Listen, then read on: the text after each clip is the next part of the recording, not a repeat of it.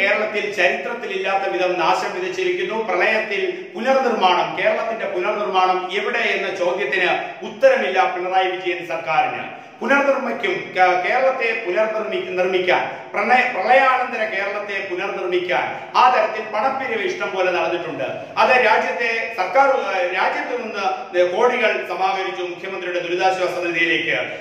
പുറത്തു നിന്നുള്ള മലയാളികളുടെ സഹായം മാത്രവുമല്ല, സർക്കാർ ഉദ്യോഗസ്ഥരുടെ ശമ്പളം, പൊതുമേഖലാ സ്ഥാപനങ്ങളിലെ ഒരു മാസത്തെ ശമ്പളം, അത് പോയിട്ട് നിരവധി പേർ സ്വമനസാലെ മുഖ്യമന്ത്രിയുടെ ദുരിതാശ്വാസ നിധിയിലേക്ക് 100ഉം 1000ഉം 10,000ഉം ലക്ഷവും കോടികളും കൊടുത്തിട്ടുണ്ട്. അപ്പോൾ ഇതിന്റെയൊക്കെ കണക്കെവിടെ എന്ന ചോദ്യം ചോദിക്കുമ്പോൾ ആ കണക്കിന് ഉത്തരം പറയാൻ പിണറായി വിജയൻ സർക്കാർ ഇതുവരെ തയ്യാറായിട്ടില്ല.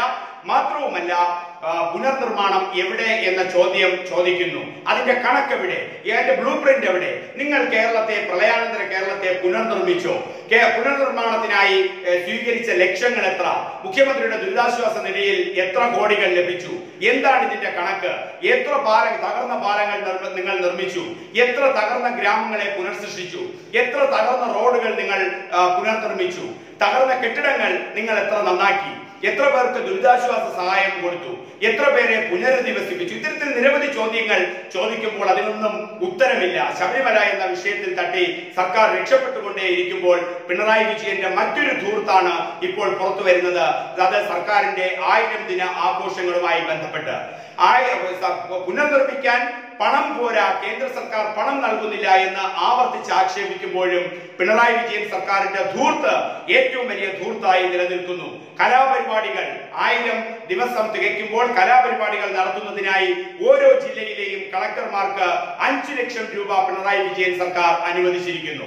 പ്രളയാനന്തര കേരളത്തിന്റെ പുനർനിർമ്മാണം, അതിന് പണമില്ല എന്ന് കരയുമ്പോൾ, മുഖ്യമന്ത്രിയും ധനമന്ത്രിയും കരയുമ്പോൾ, അതിന് പണം അനുവദിക്കുന്നില്ല എന്ന് കേന്ദ്ര സർക്കാരിനെ കുറ്റപ്പെടുത്തുമ്പോൾ, മുഖ്യമന്ത്രിയുടെ ദുരിതാശ്വാസ നിധിയിലേക്ക് വന്ന കോടികളുടെ കണക്കെവിടെ എന്ന ചോദ്യത്തിന് ഉത്തരമില്ലാതിരിക്കുമ്പോൾ, പുനർനിർമ്മിച്ച കണക്കുകൾ, നശിച്ചവയുടെ കണക്കുകൾ എത്ര, പുനർനിർമ്മിച്ചവയുടെ കണക്കുകൾ എത്ര എന്ന ചോദ്യങ്ങൾക്ക് ഉത്തരമില്ലാതിരിക്കുമ്പോൾ ഇവിടെ ധൂർത്തിന്റെ ഉത്തമ ഉദാഹരണങ്ങൾ പുറത്തു വരുന്നു.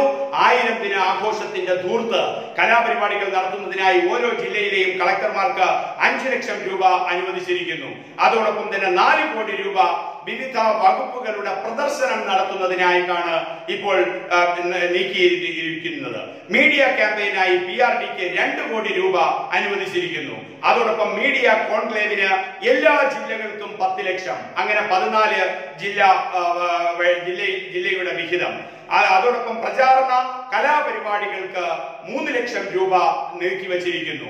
ആർഭാടമായ ആഘോഷങ്ങൾ ഇത്തരത്തിൽ നടത്താൻ വേണ്ടി ഈ തുക ചെലവഴിക്കുമ്പോൾ, കോടികൾ ഇത്തരത്തിൽ ചെലവഴിക്കുമ്പോൾ, ഈ ധൂർത്തിന്റെ ഉദാഹരണമായി 1000 ദിനങ്ങൾ മാറുമ്പോൾ 1000 ദിനങ്ങൾ പൂർത്തിയാക്കുമ്പോൾ കലാപരിപാടികൾ നടത്തുന്നതിന് ഓരോ ജില്ലയിലെയും കളക്ടർമാർക്ക് 5 ലക്ഷം, അതോടൊപ്പം തന്നെ വിവിധ വകുപ്പുകളുടെ പ്രദർശനം നടത്തുന്നതിന് 2 കോടി, മീഡിയ കോൺക്ലേവിന് എല്ലാ ജില്ലകൾക്കും 10 ലക്ഷം വീതം, ഓരോ ജില്ലയ്ക്കും 10 ലക്ഷം വീതം, അതോടൊപ്പം കലാപരിപാടികൾക്ക്, പ്രചാരണ കലാപരിപാടികൾക്ക് 3 ലക്ഷം രൂപ വീതം.